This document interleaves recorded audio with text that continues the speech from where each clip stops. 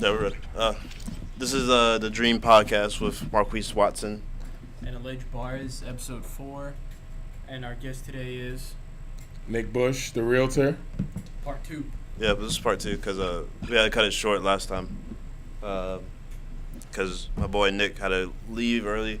But that's okay, though. Is this episode 4? What is? Yeah, it's episode 4, yeah. I'm episode 3 and 4. Yeah. Oh, Got a lot of real estate on this podcast right now. Rightfully so.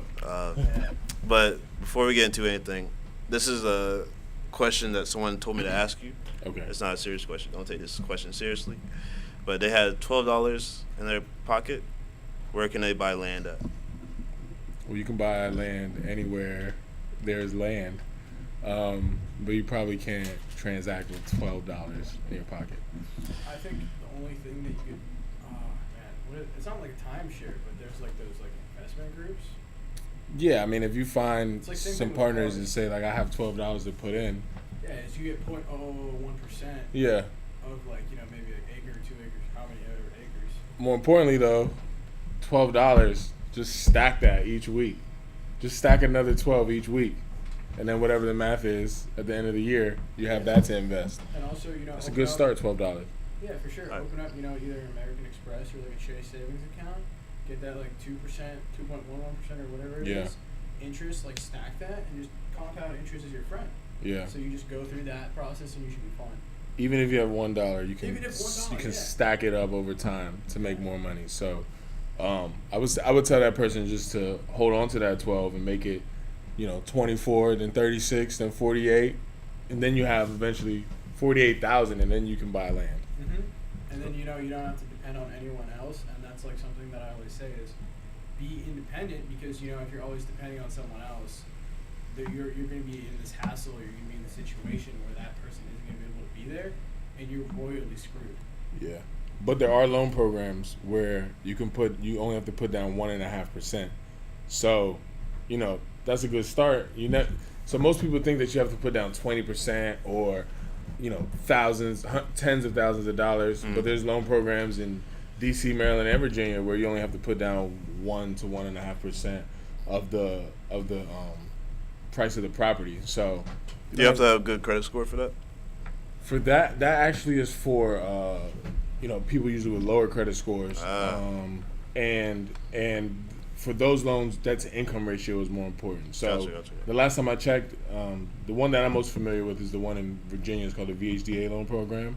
The last time I checked, that your debt to income ratio had to be no more than 45%, and they were strict on that. So like 41 to 45. But in this area, pretty much, if you have like a 640 credit score, you can get anything done. Word.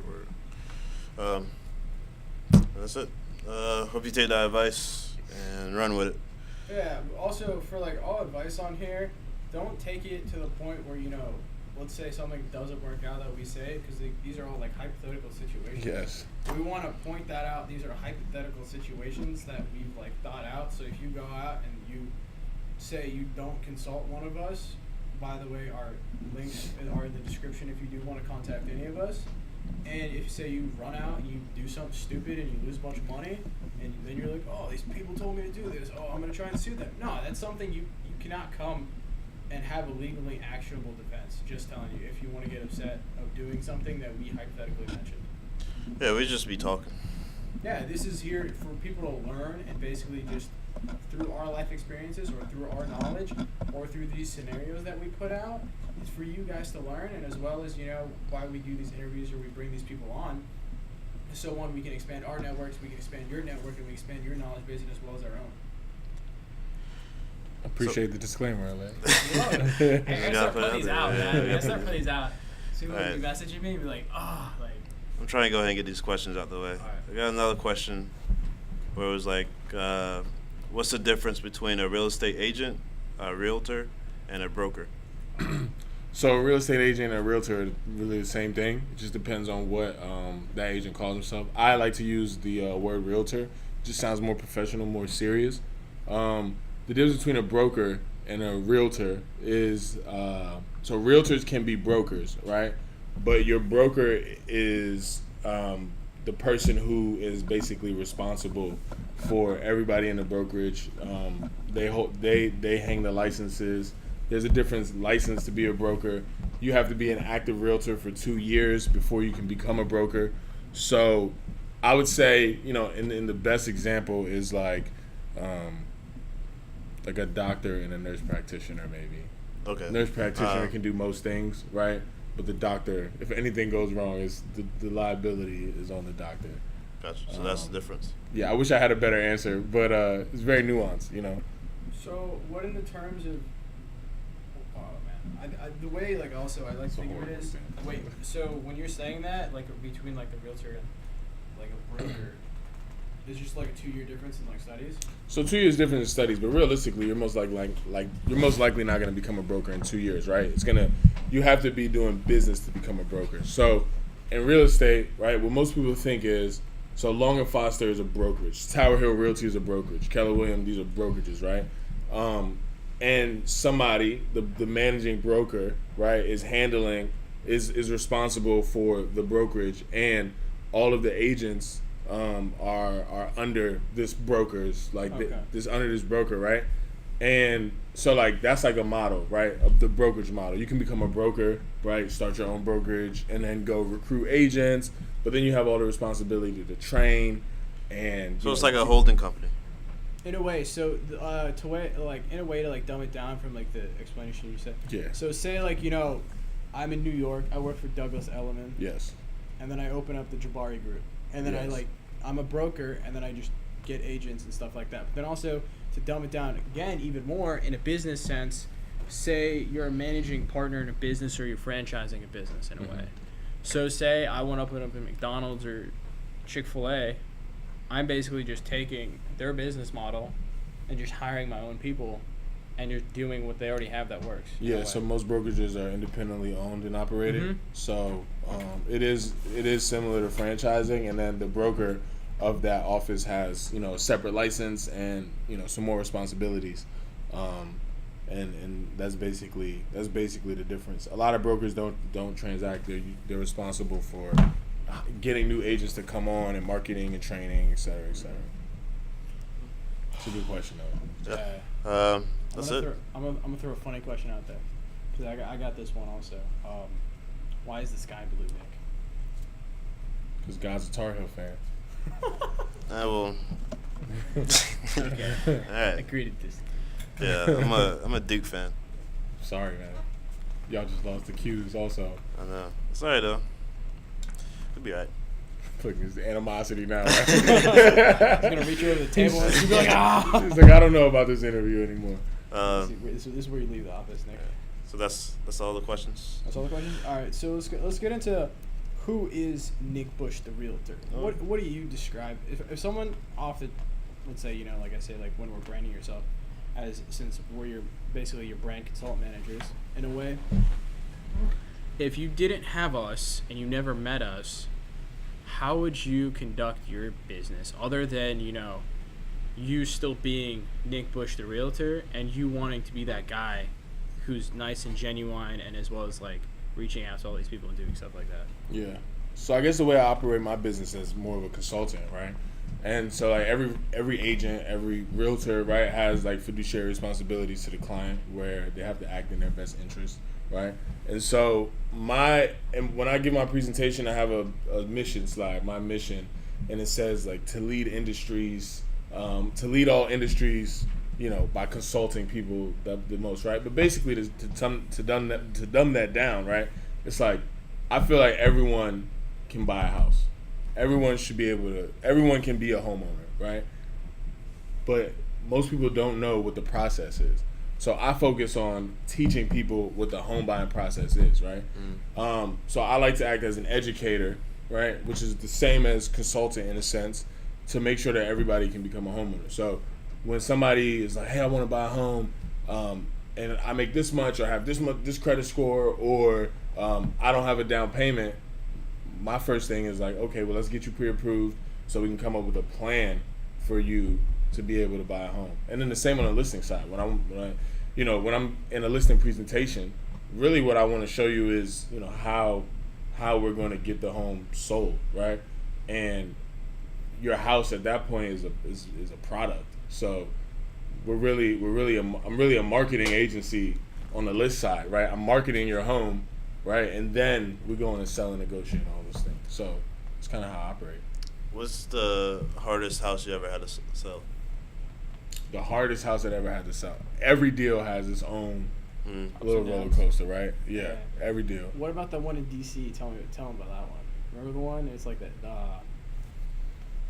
The guy was like telling you to go upstairs, and there were just like 2 guys up there. Oh yeah. That's my favorite story. I thought I was gonna die that day.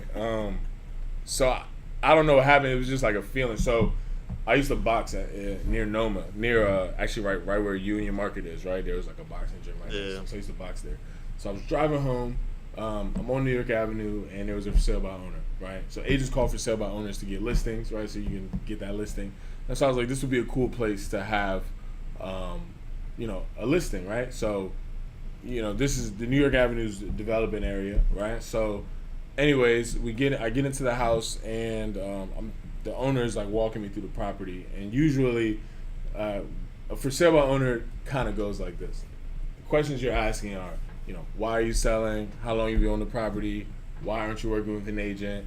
Have you had any showings? Right? Any offers? These are normal questions. You're trying to figure out how you can approach them to get the listing, and usually you're going from room to room, and it's kind of it's a natural progression throughout the house. But in this house, the owner was kind of like, we were in rooms for a long time, right? And he wasn't answering any of the questions. So it's pitch black. I don't even think anybody's there. I mean, there's like some natural light, but there's no lights on in the house. And so I go into the kitchen, and I was like, hey, I'm gonna check out the basement. He goes, go ahead. And I walk into the kitchen, I open the basement door, and it just looked like the dungeon was down the steps. And I was like, yeah, if I go down there, I'm probably going to be locked down there forever. So then we ended up going upstairs. There was somebody there I didn't know about. Also, for sale by owners, that's something they would usually tell you up front, like, hey, there's somebody else living in the property. And so we were upstairs in the master bedroom for like 10 minutes. There was no... we were having a conversation, but it was very one-sided, and there was no like, okay, this is over, let's get out of here. A couple people knocked on the door, and he kind of like reacted like, oh man, like kind of like, I felt like he reacted like, okay, they're here, and he like sprinted downstairs. I was in the master bedroom, and I heard just like 2 people come in, and I was like, oh, this is it. This is how it ends. And so I get downstairs, and I'm just like, I'll follow up with you. I'll give you a call to follow up. And I walk out of there, and thank God that I had like solid instincts. So you never got that listing? I never got that listing. I forgot about that listing. Yeah, that's where I'd get the fuck out of there too. But also, this is why like, it's more of like, I believe everyone kind of should be armed in a way. We're not gonna get into like firearms and stuff, but it's like either like girls. I know a lot of girls that either have mace or like tasers or knives, right? But then there's always those crazy people, like in that situation, if the dude's like talking to himself, you don't know what they're on. So then it comes to the part is like, what is going to stop this person? Yeah. I never felt, I'm 6'3", I don't feel like I'm a target, right? Like somebody's like, we want to get somebody, I'm not the target, right? But that in that situation, I was like, I wish I had something on me just in case. So I don't carry anything around now, but it is something to think about. Mason students, they're giving away free self-defense classes at the Black Belt Karate Studio in University Mall. I think that's what the studio is called, but it's a kickboxing karate studio in University Mall. They're giving away free self-defense classes. That just came to mind as we were talking about self-defense. Yeah, everyone should learn how to fight. Like I know how to do Krav Maga, Jiu-Jitsu, things like that. But it's just like skills that you want to know to learn because you never know the situation you'll be in, right? So say you didn't have the instinct to get the hell out of that place, you don't know what happened. And maybe you went down in the basement and you were locked down in the dungeon. Well, how are you going to get out of that dungeon? Did you guys hear about that woman UFC fighter taking off? Yeah. Down that. He had what happened? So this guy, this is the dumbest thing, and I love how stupid criminals are. This dude makes a cardboard gun, puts it against her back. She knows how like a real gun feels because I'm assuming she went through training. So she's like, this is way too soft. She turns around, grabs the guy, and beats the living shit out of him. Yeah. And she says, I'm going to call the cops. He said, call the cops, because she knew he would have killed him. She was beating the shit out of him. Yeah. And basically, this dude looked like his face became a balloon. So I boxed. It was right? Brazil, though. And I've been to some of those UFC gyms, and like you just don't know who has the hands anymore. You know, you got to be safe out here because people. I've seen like where I box at, I've seen like 12-year-olds that I think will crush me. I'm scared of UFC. I'll get into a boxing ring with some people, not everyone, but UFC. No, I just can't. Just get kicked in the head. It's over. You get side kicked in the head or something, bro. That's over. Yeah, but also people with muscle mass, you can either be super tiny or super big, but little guy could be way stronger and faster. Because within those moves, it's also speed and like muscle mass and things like that. I sparred a couple times. It's real. What, in boxing? Yeah, I sparred a couple times. You got to take that. You get a hit, but then you get that first real shot. And my head was hurting for like 3 days after that. I can't do that. So yeah, it was real, I'm gonna stick to punching bags, so people. Yeah, I haven't been back in there. I'm a pacifist. Nah, yeah. I mean, what's it called? Like my uncle's special forces, so he taught me how to fight at like a young age. His first time, he was like he was the air marshal in that fight. Mm-hmm. Like when I was younger, before he went to special forces. So, he, like, moves us up to first class. He got all the power, dude. He just moves us up to first class. He's like, yo, you want to feel my gun? I was like, I think it was, like, 10 or 11. And, like, I still remember because, like, I'm familiar with, like, firearms. It's like he just puts my hand on a Glock. I'm like, oh, that's cool.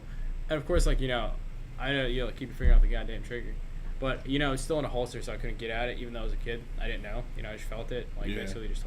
And I was like, oh, it's just really cool. But, I think it doesn't matter, within like safety or whatever it is. Everyone should know how to like deal with stuff, or like either with blades, mace, or tasers or firearms or whatever it is. Because like say you just walk into a dungeon, or or like you fight someone and their like weapon flings to the floor and you get a hold of it, and in a situation maybe 2 or 3 more of them show up, you gotta know how to use that weapon. Yeah, because people are crazy. I like to not think worst case scenario like that. Yeah, for sure. Most definitely. But yeah, no, I mean, as an agent, we're walking into vacant houses and, houses with people in them that live there that we don't know. So, of course, anything can happen. I think it's fortunate that I do, I am like 6'3", 200. I wouldn't, I don't look at other 6'3" people like, I probably can, handle that situation. So did you play sports in high school? I played basketball. Basketball? There's basketball? Basketball at Annandale, yeah. I played football until I was like 12, but by the time I got to high school, I was over it. Why didn't you play football? Because, like, football's played outside, right? Nah, the gym Yeah. is warm. The gym is... I don't want to be cold. The gym is cool when it's hot outside and warm when it's cold outside. And I was like, I'm not going to the league. I'm not going to the NFL. Oh, true. So I was like, I'm going to pursue this NBA path real quick. And then I realized that wasn't going to happen either. So yeah, I love basketball more, I guess, is the better answer. What is it? Michael Jordan, he got dropped from his freshman year basketball team. So that's a funny story, right? That like how they mentioned that, right? They said Michael Jordan got cut from his varsity team, right? Mm-hmm. But he didn't just get cut from the program. He just played JV. So he just had to play JV for another year. That changes. So it's a very overblown story. Yeah. And Michael Jordan grew 6 more inches over that, like from that year. Yeah. So if I was, went from 6 foot to 6'6" in a year, then then take back what I said. Yeah. God was telling him to go play basketball. If he grows like 6 inches with like a year like that, it was meant to be. Yeah, it was meant to be. Yeah. So last time we talked, we kind of went over like real estate investing or whatever. Mm-hmm. Do you see any areas that's blowing up that people should get on?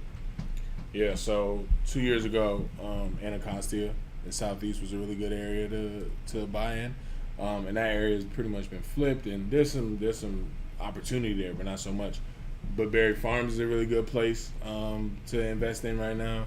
And then Penn Branch that's so basically when you get off 295 and you hit Pennsylvania Avenue and you go straight up to Branch Ave, all through Pennsylvania Avenue, that neighborhood is called Penn Branch, and that area is growing. I did some numbers for an investor from 2016 to 2017. the area grew, the 17.5%. So homes sold for 17.5% more in 2017 than they did in 2016. So basically, Anacostia is everything that's going to trickle down for Anacostia. They're going to trickle down into like Penn Branch, Randall Heights, and then Berry Farms is just right across the Parkway. So those are the areas that I would suggest buying. Right. And then Ivy City, of course, in the northeast side of the city. Where are you from? Annandale. Annandale? Born and raised, Annandale, Virginia. Where's that at? It sounds familiar.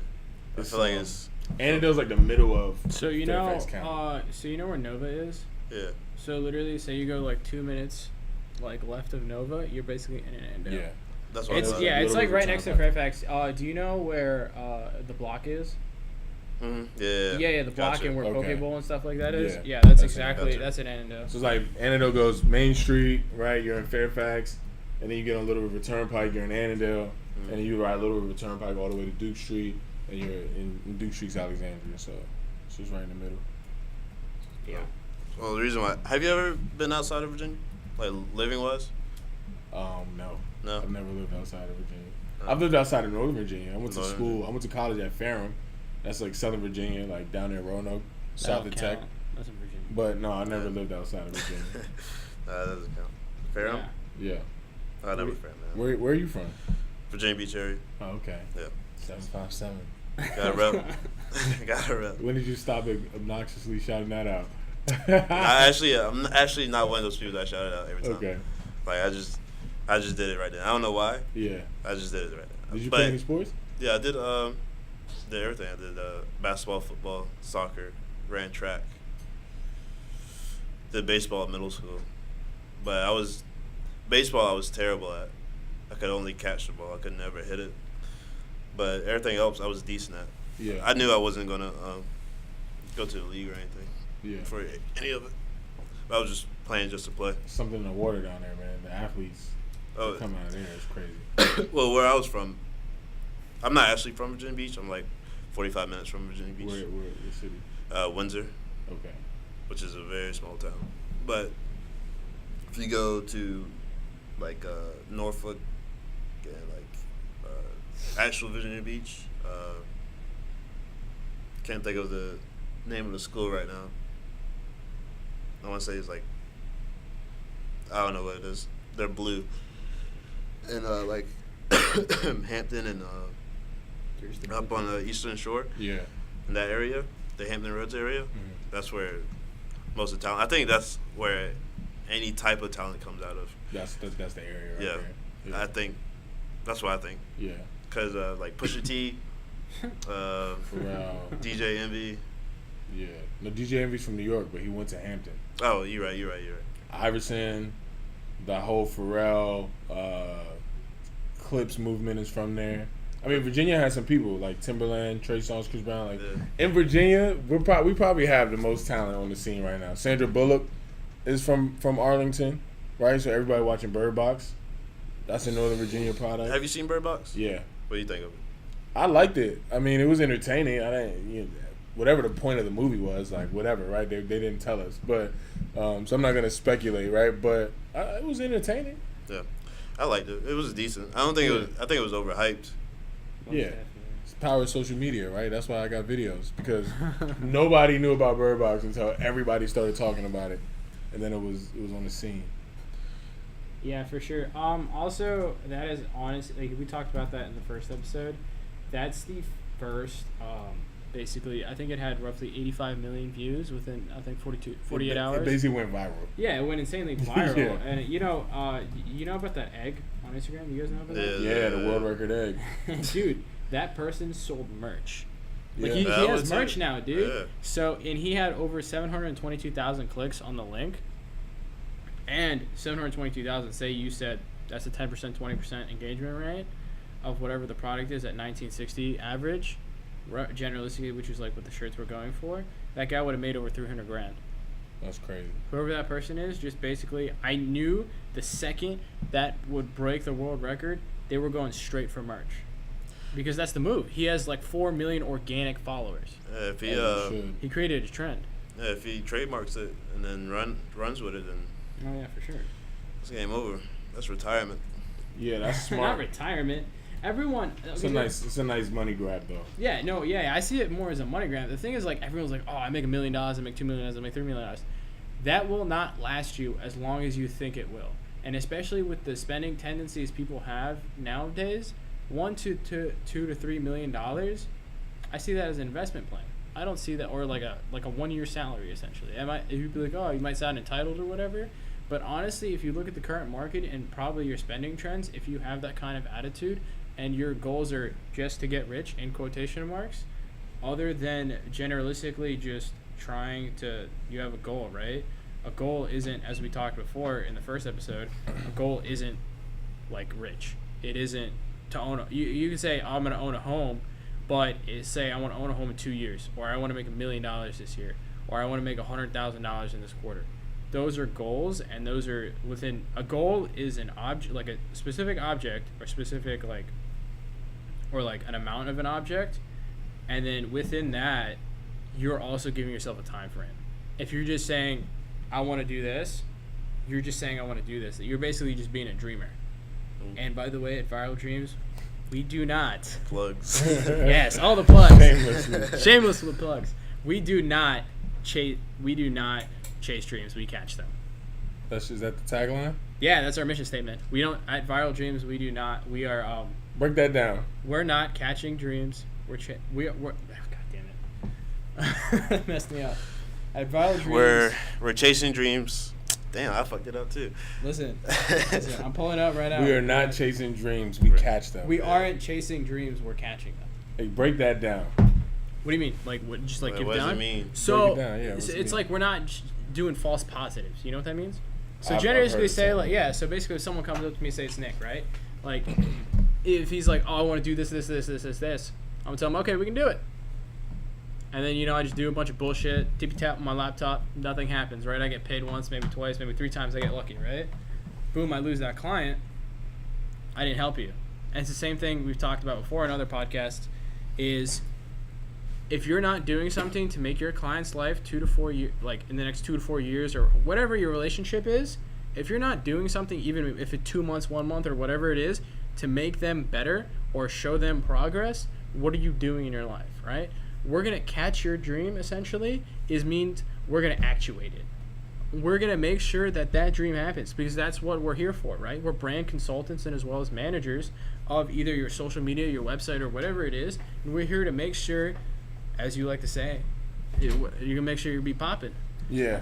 And then we're going to make sure that, people are communicating with you and you're hopefully, we bring you solid leads or, whatever it is that we bring you, customers or generously whatever we do. Or, if we just give you an image or, a restructure or whatever we do with your website or, we help you with website security or things like that, we make sure that you're going to be stable long after you leave us. Even if you go with someone else, they won't be like, what the fuck did these guys do? They're going to be like, okay, they'll see our process and our methods, or as well as, maybe you just won't need us again because we've just put you in such a good position that you can just organically grow and flow by yourself. That's my goal, to get 1,000 leads and just be like, all right, I'm working these 1,000 leads. Yeah, so this episode has been sponsored by Viral Dreams. Visit viraldreams.co. As every episode, and by the way, we are hiring a new sales team. If you want to basically sell for us, email info@viraldream.co. And visit nickbushtherealtor.com. Shameless plugs. You're getting an invoice. But last week we ended it shortly, and you said you had some stuff on the back of your mind you want to talk about. Did you still have it, or no? Did you? Yeah, I mean, I can talk about real estate forever. Talk about everything. Boom, So let's start with the biggest myths, right? Let's go. What are some of the biggest myths to home buying? First of all, the biggest myth is that you need 20% That's what I was gonna say. The down payment. as a down payment, right? You do not need 20% for a down payment to buy a home, right? There are plenty of loans that you can use, right? The most common one is FHA. FHA is a 3.5% down program. There's another one that's called Home Ready, Home Possible. That's 3%. I already mentioned VHDA. That's I think it's 1 to 1.5%, right? I would want to check on that. Maryland Mortgage Program, HPAP. You almost don't ever have to put 20% down, right? And the reason everybody thinks that is because in our parents' generation, right, 20 years ago, right, 25 years ago, everyone was putting 20% down. That was the norm. But also, you know, the homes on U Street or the homes in, you know, Fairfax, they didn't start at $400,000. So right. It is easier to save up 20% for $150,000 or $200,000 purchase. So basically, these loans were created so that people can become homeowners, and then also like on the first home, and anybody can do what they want, right? It's their strategy. You know, you can have your own. You should look at a home as like an investment tool. So you should have your own strategy, but the real play is, especially if you're so let's just take millennials, right? Like millennials just graduated college.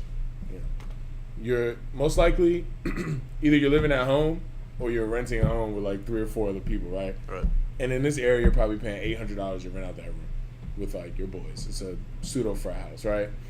So you guys are renting out that house. Let's just say 8 times 4 is 32, right? So $3,200. You live somewhere like convenient, right? Just in the area. You're paying $3,200 total to rent out that house, right?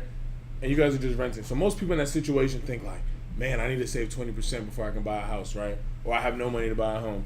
The real play is for your first house not to be the one you put 20% down, right? Right. So this is how I map it out. Follow me, guys. Follow me. Y'all follow me too. So look, got you. you live in that home. Total gross income, total gross rent is $3,200, right? Mm-hmm. So a $3,200 mortgage payment is like a $500,000 house, right? Yeah. It's unrealistic that somebody that's 26 making $80,000 is gonna buy a $500,000 house, right? So, but you can buy a $350,000 house, townhouse, right, or $400,000 house, and your mortgage payment is like more or less $2,500, right? So, what you can do is, you buy a house, right, $350, let's say $300 or $400. You have a 3-bedroom and a basement, you know, that has a room or just like an open basement, right? Depending on where you are, you rent the basement out for $1,000, right? So you have $1,000 coming in. Your total mortgage payment is $2,500, right? You have $1,000 coming in from the basement. You have $800 coming in from one bedroom. You have $800 coming in from the other bedroom.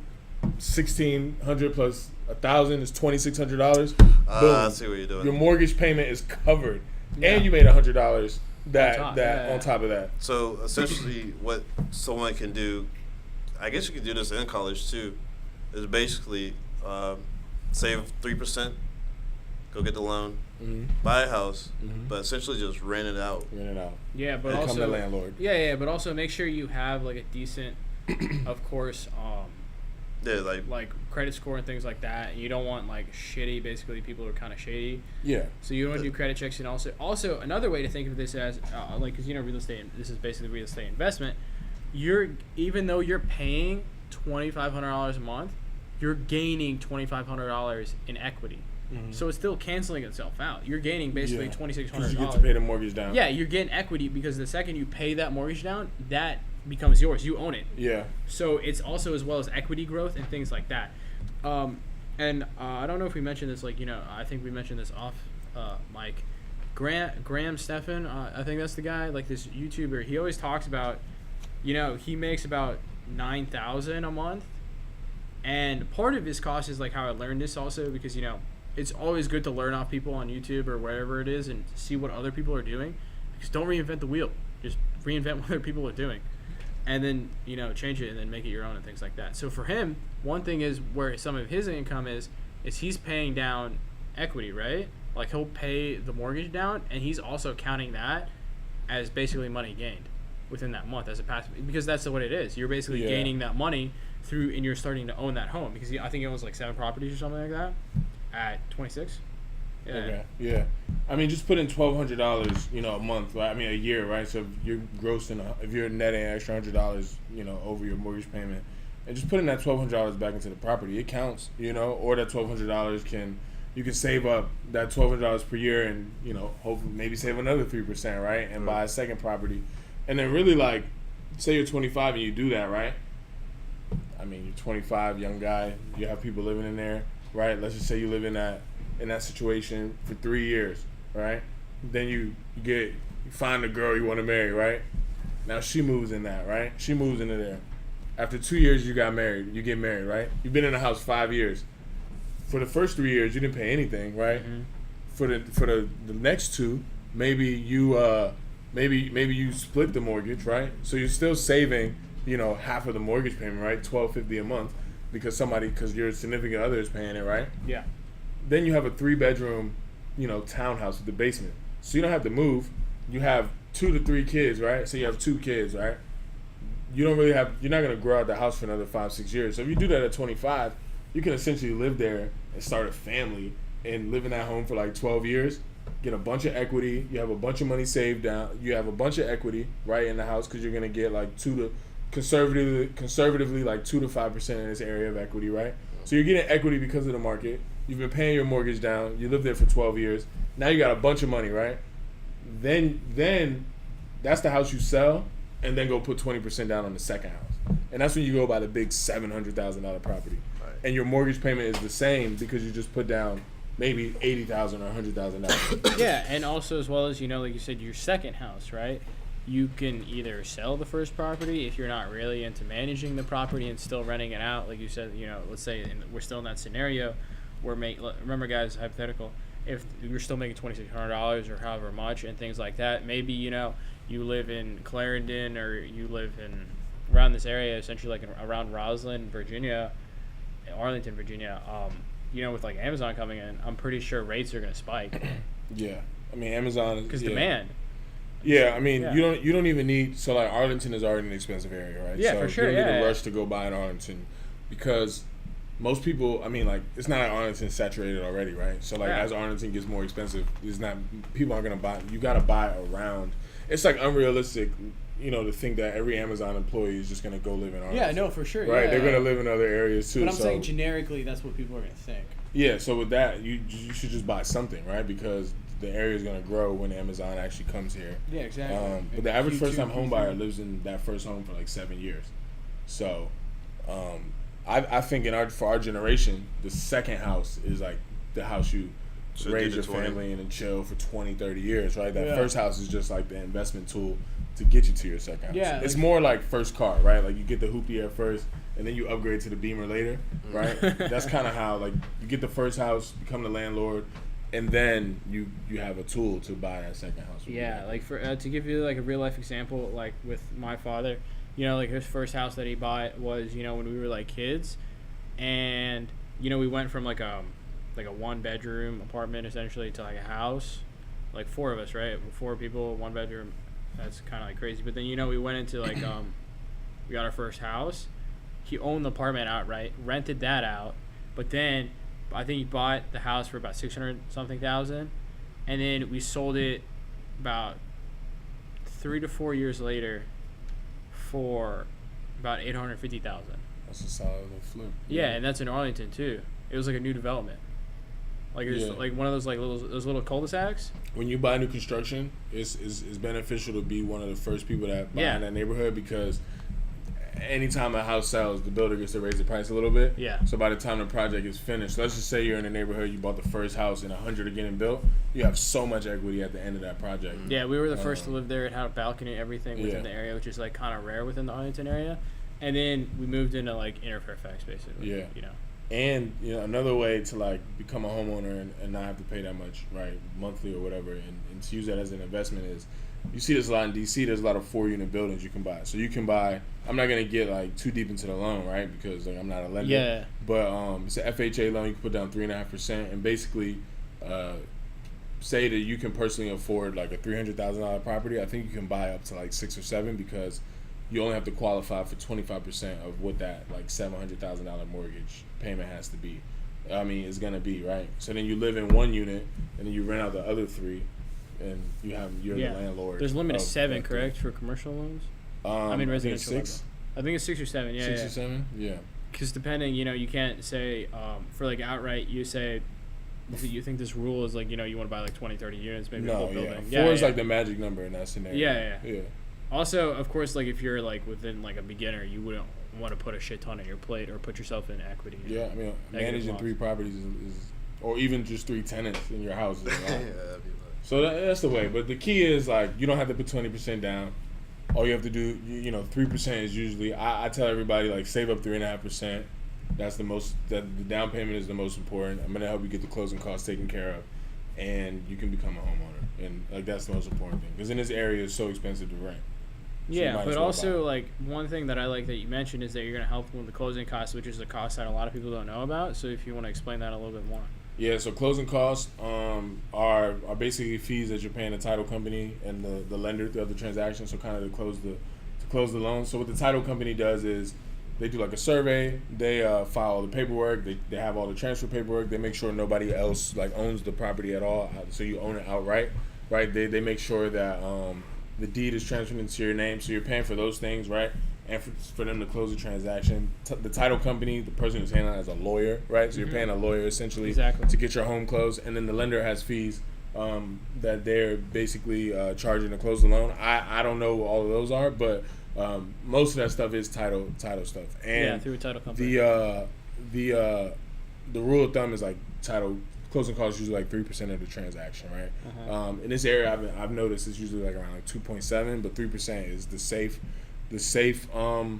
number. So if you're not gonna get any closing costs taken care of, which is like I've never sold a house where my buyer didn't get closing costs some closing costs taken care of, right? I think my average is like $7,000 right now. I have to look at my spreadsheet, but it's around $7,000, which is a lot. If you're putting down, let's just use like $10,000 for a round number. If you're gonna pay like a down payment 3% on a $300,000 house, then you can save another $20,000, right? Or you can just have an agent who can help you get the closing costs taken care of, and you don't have to worry about that cost. Right. Gotcha. Have you ever thought about going to like commercial real estate? So within that, like, what's the difference between residential and commercial? It's like a totally different business almost. Like, I can't even really, I have commercial agents that I refer business out to, but really it's a whole different like side of the coin, right? Like from selling houses to shopping centers and so like commercial, right? When you sell an apartment building or if I bought like a 30 unit, that's technically a commercial property, right? Over 7 is commercial. Yeah, so that's commercial, right? But like I'm gonna transact in a residential way, so that's familiar, right? But selling a shopping center or a gas station or something like that is a totally different business. And I guess the biggest difference, right, is like most people think like commercial agents are making just like millions of dollars just balling out, right? A lot of them are, right? But really it's those agents are doing like 1 or 2 deals a year, but that deal you make like $300,000 off of it, so you can like chill out, right? So if you didn't make any money and you make $300,000 in June in the middle of the year, you're pretty much set for the rest of the year. One of the commercial agents that I have a good relationship with, he says that 50% of commercial deals, around 50%, fall out. Yeah, because it's such a massive deal, right? And there's like a study period. It's very particular, so it's like a totally different business. So I wouldn't even imagine. Yeah, for sure. Because I own like multiple properties, but for commercial side rather than residential. Those are kind of like those are very big hassle, and it takes a lot of time. Depending on depending on like the lease, right? Say for me, I lease them. Because I don't want to own these buildings, and because the reason I lease isn't because it's a cheaper payment. I don't own it. I don't have to sell it later. No, it's because I usually do it for a year and a half or something like that. Usually, I'll do like 12 months, 18 months, or whatever it is. And I look for like I don't want to pay power because generally, I run high power machines or whatever it is, depending on whatever business it is. And I get in, and I know in a year and a half, I'm going to outgrow myself.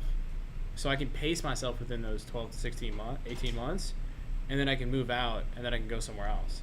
That's the reason why I'd rather go into like a 1 year, and as well as say if I was going to lease a house instead of buy it, or basically rent a house essentially, or I use the term lease, say I pay it up front for like a year, and I don't have to worry about it, and I stay there. Then I know say I'm there for work or something like that, right? So what's the difference between maybe doing that versus buying? Like buying a home versus renting for a year? Yeah, say or basically what I'm saying is, so let's say I'm living in an area for like a year or something like that, or I'm like testing an area out. Yeah. Versus, you know, like say like I'm renting, but then I want to move into buying. Like, how would I move in that step? Or like, could I get out of a lease early or something like that? Yeah. So, I mean, you can get out of a lease early, right? You just have to look at your lease. Every community has different rules. Usually, you have to pay like 60 days, you know, up front. So if you're paying $2,000 a month, you might have to pay $4,000 to get out of that lease, right? Sometimes it's 30 days, but you should start like the home buying. I always tell people like a year out is great, right? But 6 months, ideally, you want to get pre-approved, so you can know if there's anything you need to clean up on your credit or, you know, any extra money you need to save. You have a little like a window to get that done, right? And then you probably want to start shopping for your home, and 90 days out. So if your lease ends, so if we're in, you know, January, right, and your lease is gonna end in April, you ideally want to be under contract by March, right? So it usually takes 30 days to close the property. So if your lease ends April 1st, you want to be under contract March 1st, right? And then you would literally potentially close April 1st when your lease ends, and then you can move into the property. Yeah, right? so it'd be 30-day escrow, correct? But 30-day escrow, right? But that's a super tight window. So maybe you want to be under contract in February, right? And close mid-March, and your first mortgage payment isn't until May in that scenario. So what most people don't realize is you don't pay rent on the way out. So when you pay rent March 1st, you're paying that for the next 30 days, and you pay again April 1st. So when you pay rent, say if you pay rent February 1st, you're paying for the next 28 days, right?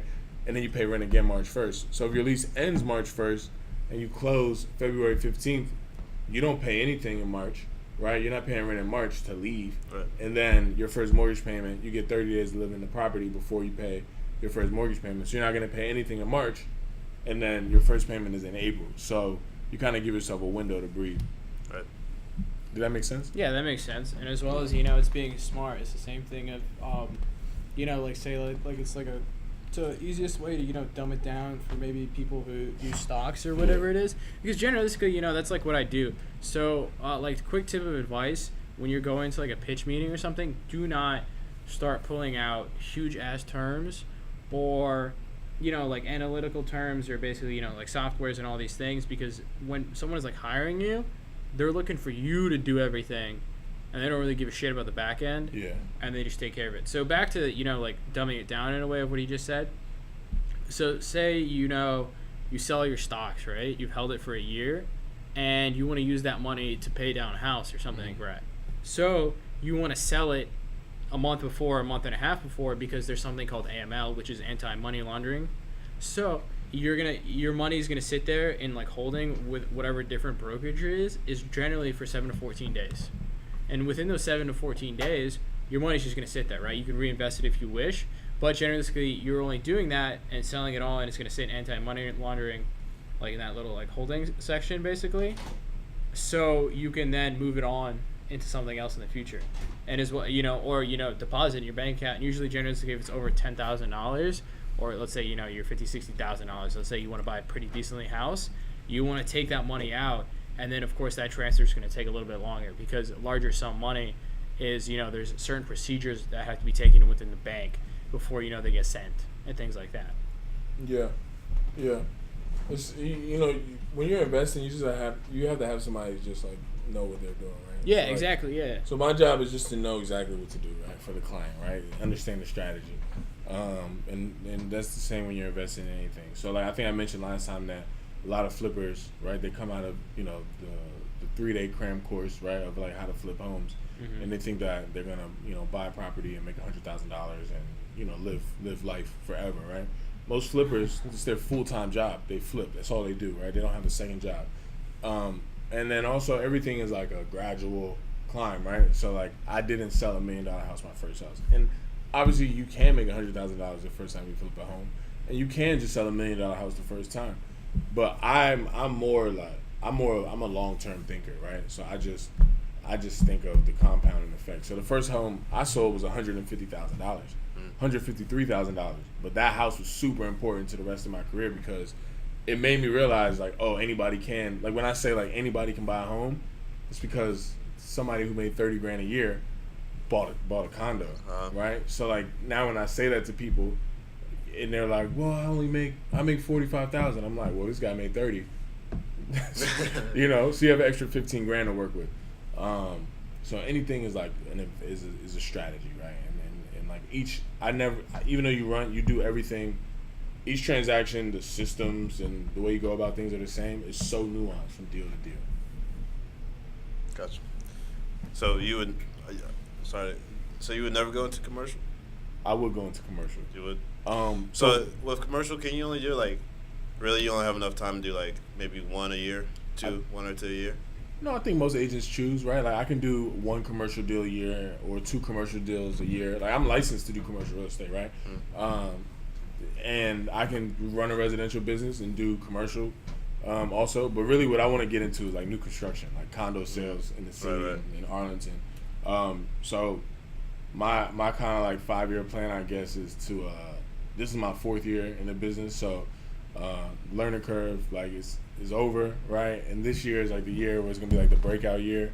I already have I closed one already. I got 3 more under contract, and then I'll probably close out the quarter with like 8 deals, right? That's what it's looking like. I told Alaa when I first met him that I want to go on 100 appointments this year. I'm gonna do a bunch of home buying seminars and find people. It's like run really fast this year, and then I can have somebody handling my marketing and social media. I went on a bunch of appointments. I ran really fast, so now I know I can basically set up the systems, right? And then the next 2 years I want to be heavy on the list side, and then eventually get into new construction. So last time we gave him a commercial, let's shout him out again, like Ryan Serhan, all those guys, $1 million listing guys. They're doing a lot of new construction buildings in New York, right? And so people are building new construction in DC also, and so that's what I want to do. Start a team to eventually do new construction. Yeah. And I think like the reasoning of generalistically of why they'll get the majority of those is within like their branding and everything else is on like a level unlike anyone else, right? They're not just going to give it to like, let's say I become a real estate agent and I've done it for 6 months. I have ambition maybe, right? Maybe the guy sees I have ambition and I have drive. Maybe he'll give me 1-2 units max. But he's not generalistically going to be like, here you go. Here's a whole like 130, 150, or 200 million or $1 billion building. I mean, it's all about relationships, honestly. Yeah, it is also as well as, but also what I say is there's also a difference between friends and business relationships. Definitely. But you got to be able to split that up. You can't just have your friend, like, especially, if you're dealing with lawyers, taxes, or buying a home, or loans, or investing, or whatever it is, you don't want your fucking frat buddy handling that shit. Unless that dude's extremely competent and he knows what he's doing. It's just not like, I got a guy. Like, he's just my friend. That's true, right? But a lot of agents, their first, not like in my case, a lot of agents' first deal is like their aunt wanted to sell their house. Your first deal is parents are selling their house, right? So you do that first deal. So like, if you become an agent and you have an uncle that's like, hey, I have a 12 I want to sell. How did you get your first house? A home buying seminar. So the first house I sold was actually the pastor of my church, right? Mm-hmm. His daughter and her husband, they bought their first house, and I got licensed I went full time in January, right? January 2016, and I sold my first house in April, right? And so the first thing I worked on, we talked about this earlier, is like branding. I just made myself Nick Bush the Realtor from the beginning, right? And I learned the first 7 people that ever from January maybe until, so I was doing a little bit of real estate before, right? I was licensed, but I wasn't full time from like June to December 2015, right? I had like 7 people who were ready to buy, right? And those 7 people, they all weren't qualified. So my first 7 potential deals, nobody was qualified to buy a home. So in that process, I started learning about loans, right? Like, what loans, why aren't they qualified? What credit score do they need? How much savings? Like, what's the situation? So I started learning about loans. So then, from June to December, right, or January, I'm like, I learned about loans, and then I learned like how everyone can become a buyer, right? Right. So I'm already branding myself Nick Bush the Realtor. January, I go full time because I felt like I have some momentum, and then I did a home buying seminar February 2016 because I just learned about loans and like how you can buy a home. So that same lender that taught me all of that stuff, we did a first time home buying seminar, and the daughter, husband, they came to me and they were like, I was like, hey, come to my home buying seminar, and they wanted to buy it in. So that's when I kind of gave them the education on how to buy a home. Yeah, but also... So it was through referral, I guess. Yeah. Through, honestly, like, I feel like a lot of business is kind of done through referral, but also when you're starting out any sort of industry, whatever your network is generally going to be the beginning of your net worth, right? Because they say your network is your net worth. So don't be afraid to ask people, or don't be afraid to, either post Instagram, Twitter, Facebook, whatever it is, what you're doing, because, there's always going to be someone who supports you, right? So say like you have 100 followers, and let's say you have 10% engagement, right? Which is going to be 10 followers. So those 10 people, if it's like interactive or, talkable enough, those 10 people are going to tell 10 people. That's 20 people. Then those 20 people are going to tell 20 people. That's 40 people. So when I first got, this is how I like built my like sphere or database, right? Yeah. So I was working at a hotel in the city on 24th and M, right? I was getting my real estate license. I had like one of those like spiral notebooks, the ones we used to use in elementary school. Right? I walked around the hotel with that notebook and asked everybody that I knew, right? Obviously a lot of people, right? I need your name, phone number, email, and home address. So I had like 77, my database was 77 people from that notebook, right? Right. I was front desk at that hotel, right? And so when I got my license and I was like, I'm going to do this, right? Like hotel at night, real estate in the morning. I knew that I needed to have the ability to walk away. So I applied at the hotel across the street to be a bellman because I knew I could be on my phone and, in between check-ins, and like I could walk away, have a little more freedom. So when I got to that hotel, everybody I like knew that I was an agent, right? And I did the same thing with that same book. Right. So I have like 100 people total, right? And then when I got my license, so that's like the first, like one of the 100 people there, right? And then when I got my license, and you go on Facebook, you're like, oh, I'm an agent, like, congratulations to me, right? I'm in real estate now. Everybody that liked that post, commented or shared, I hit them in the Facebook Messenger, like, hey, thank you for liking the post, or thank you for sharing, commenting, I appreciate it. Would you mind giving me your name, phone number, email, so that I can put you in my database just in case you're thinking about buying or selling? Right. So I just went to everybody I knew, right? Like friends, family. What would you say if you were technically, let's say, like socially awkward or shy? Were you ever that, or were you always just, like a straightforward person that's able to go up to people? I mean, I never was. I kind of had to teach myself and kind of push myself where it's like, okay, I got to do this if I want to live my dream or I want to get to where I am, because generalistically, to make money, you need others to make money, right? Mm-hmm. Unless, like, you're just really good at stocks or crypto or whatever it is, or you can just kind of just sit at a computer and just be this, like, faceless ghost who makes a lot of money. But in real life, you have to be able to talk to people. So what do you think are some tips and tricks? Like, I'll let you go, then I'll go, to being more sociable. So I've never... Or frontation. I've never been, like, an introvert at all. Okay. So I probably can't even answer that question. But I would just tell people, if you have a question or you want to go talk... Like, so we talk about, like, motivation, right? Mm-hmm. Like, my motto is, like, Nike figured out a long time ago. Just do it. Yeah. We're all reading, like, sales books. And this is why I like Gary Vee a lot, because you just got to do it. Like, if I see a builder, right? And I just said I want to get into new construction, right? Right. If I see a builder... Right, I across the room, I can be like, oh, I don't know enough about like new construction to go talk to them, but I'm just gonna go up to him and be like, hey, heard you're a builder, like, how did you get into that, right? Mm-hmm. I think the best question, right? So to answer your question, if you are an introvert, right, and you have a hard time getting conversations started or being sociable, mm-hmm. I think you should go to everyone you see or everyone in the room that you're in at the networking event and ask them about themselves. And they'll just tell you, and then the conversation starts, and now you have something to talk about. Okay. So I agree with that truly, and also, like in networking events, if you ever see me there or whatever, or like in general, if you know me, or you'll probably get to know me over the time of this podcast. I love to talk about myself, right? It's like, you'd be like, oh, it's egotistical, but no. The thing is, I was an introvert, right? I was bullied since 3rd grade to junior year of high school. So that's a really long ass time. You got them jujitsu? No. I got my act right. I wouldn't say my act right, but the thing is, I got into fitness. I found a goal, and I found a motivation, and I found something to push me, right? So then, of course, like as I got into the gym over these years, and I changed my body and everything, I got more confident.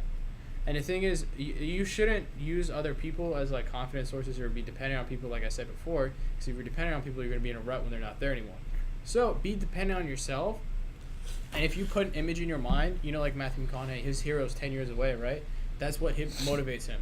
So the thing is, what I like to say is be the person you want to be in the future, not the person people want you to be today.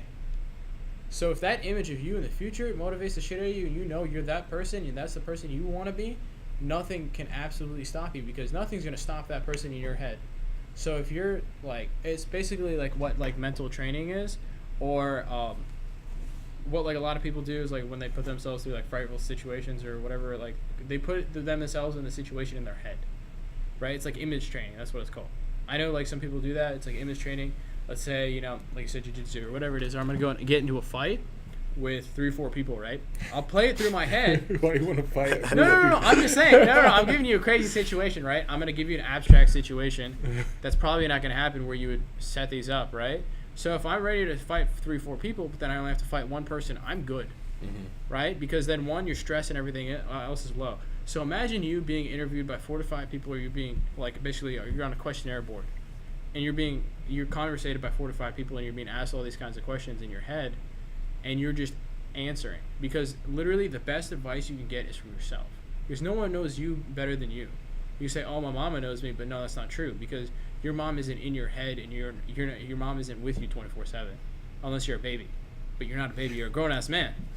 So, for me, honestly, what it is for me, since like, you know, I was like such an introvert, you know, I found like happiness in like video games and like just being by myself. I still do that, and I still like retreat into my like little man cave, and just like I want to be by myself, because like, you know, sometimes people are a lot, but it's also I just enjoy that, right? I enjoy the silence, because generally speaking, I live a very busy life, and I deal and I talk with a lot of people, so I need time to shut down. So say you enjoy movies or something like that, right? So like me. So let's say you're shy and everything, just go up to everyone, introduce yourself, tell them an interesting fact that you can go off about yourself. So then it makes it easier, and it makes it the conversation personable. But, you know, don't say like I like to eat boogers, because that's weird. But I'm saying that's disgusting. That's the one you pulled out of your head. Like. But I'm saying that's like one thing that can, you know, don't make it like creepy, but I'm saying making it personal. So for me, let's say I walk up to Nick, right? I don't know Nick. I say, "Hey, hello." I shake his hand. Don't be afraid to, like, you know, just have your firm grip or whatever it is. You know, just be stern with it. You know, eye contact is very also key when you're in networking events, because, you know, you want to make it personable. So if I'm meeting with Nick, I'd be like, "Hey, hello, I'm blank, blank, blank, and I do blank, blank," right? So, you know what I'm saying? Yeah, but then, and it's also, you know, then you ask them what they do, and they say, "Oh, that's cool," and then also say if you're then asking them what they do, and then maybe they ask you what something other than you, but let's say, you know, they're not that interested, and say there's something like he said, there's a new builder, you don't know that much about new construction, ask them about that industry. Get your foot in the door. Once you have your foot in the door, you're fine, because then the hard part is over. The hard part is starting the conversation. Exactly. Carrying it is super easy. Exactly. So if you're basically being able to get past those first few steps, first 2-3 times you do it, maybe really hard, but maybe the 4th, 5th person, you're going to be on a roll. Yeah. It's like a combo move in a video game. Yeah. Because you got to start the conversation. So the icebreaker is key. Yeah, icebreaker is key. So just basically just, you know, just be personal, be able to introduce yourself, and then go from there. You'll be fine. What about you, Marquese? I was about to get into that. what I like to do is, I've learned this from someone, is whoever you see, just give them like a compliment or whatever. That will break the introvert or person you are. Like, you just say, like, say if I just saw you on the street, or like somehow interacted with you, I'm like, "Oh, it's a dope ass elite sweatshirt." Yeah. And then you're like, and then that just it makes you more comfortable talking to people. So when you go to these networking events, then it's easy to, "Oh, that's a dope sweatshirt." Yeah. And like, "Oh yeah," and then boom, boom, boom, you start from there. So that's on a smaller scale what I do when I like interact with somebody. So that way, when I get into like these bigger, more people compact places, it's more easy to start out. But I'm gonna go let next. All right, so you know, to finish off here and go off what he said, basically, let's say, you know, generously, no one's gonna what's it called? Have a sweatshirt on in a networking event unless, you know, you're like in a job fair at a college or something. Yeah. But so let's say, you know, someone has like a nice suede jacket, or they have like a nice Rolex, or, you know, just some crazy watch that you've never seen before. That is something personal that you can start off with, and essentially you can start that conversation. But also, one thing is to be super careful of is women. Like, a big thing is like to talk about is sexual harassment within the work field, especially within like a corporate field. Nick is over here. He's like, oh my god, this guy. I'm gonna talk about this because people will be like, oh, you know, you go up, you do not say to a girl, you have a nice blouse, because that means you're looking at her boobas. That's like, you know, it's like, it's HR. It's basic HR, human resources in a way. You don't want to walk up to a girl and be like, hey, nice blouse, right? You want to say, hey, you know, maybe you've seen her before. He's like, you should do something new with your hair, or, you know, nice bag or ring or whatever she's wearing that is not within like a sexual nature. So then you can just go off that, you know, say if it's a ring, you ask her like, what does that ring mean, or something like that. It's the truth, man. Like, you just sitting here dying. That's what it is. Like, you have to be within the age that we live in, where people are so offended. You have to be careful, no matter what the aspect is. This is true. Yeah, it doesn't matter. It's like, hey, like, I'm confident. I didn't mean it in that way. That doesn't matter, because whatever that person thinks, and then they'll spread it within that room, and you're completely fucked. This is true. Yeah, you got to think of every single scenario. It's like, he was saying, why do I have to put the worst scenario of me fighting 3 or 4 people? Because you have to put yourself in that worst scenario, so then also you can imagine it and you know how to avoid it. Because also with being an introvert and social cues, you have not experienced these things. Unless someone has told you how to experience these things, you know, you've like, don't ever refer to anything in TV as real life, because that shit's scripted and it's not how it works. So you can put yourself in these scenarios that are similar to that, and then you can move on from there. So let's say, you know, like, is like why I'm saying be careful of, you know, saying like, oh, nice blouse or whatever it is, or, you know, you would rather want to go for the blazer or the jacket or purse or ring or hairstyle if you've seen them before or something like that, and you want to make it more personable, and, you know, you can ask about their life or something like that, but, you know, don't go too far where it's like weird as shit and you're just basically, you want to know everything about them. So it's just, you know, it's like being a minimalist in a way. I agree with Alaa that you should not do all of the things that he mentioned. But I'm gonna let him have this segment. But yeah, it's like in any business, right? Either be it, you know, a sales pitch or generically, whatever it is, you know, you're going in there, you know, if it's your first time, you might be nervous or something like that. One thing I recommend is one thing that you might see with me and like someone else, or, you know, or Nick or someone, is that we don't do what's blah, blah, blah, blah, blah, blahs while we talk. We're straight and concise, is because we've practiced our talking over certain amounts of time, and we've gotten to the point where, you know, it's just a natural instinct for us. And one thing I recommend is if you're within the I don't know exactly if this is a nationwide thing is, but I know within the Virginia, like DC metro area, there are these things called Toastmasters. Yeah. So you can go and you can show up and basically be, you know, you don't have to be a member, you don't have to pay the membership fee. You can kind of just show up, be a guest, you know, experience it. You know, you can maybe do it a few times at different locations, bounce around, sign up. It's basically just speaking seminars. You know, it's just impromptu speaking, which can help you with whatever it is. Because I'm pretty sure the first time you did a seminar, I don't know personally, but I'm just gonna like say off were you like the best speaker? Absolutely not. Yeah, same thing with me. Like, I was shitting myself every single time I did like big presentations, but I wouldn't say within the business field. I would say more than with what's it called, the I would say it more of a, you know, like school aspect and things like that. But it was great talking to you guys. We're gonna have to end this one, and we'll see you next time. Thanks for having me, guys. What's going on, guys? What's up, bro? Let's see.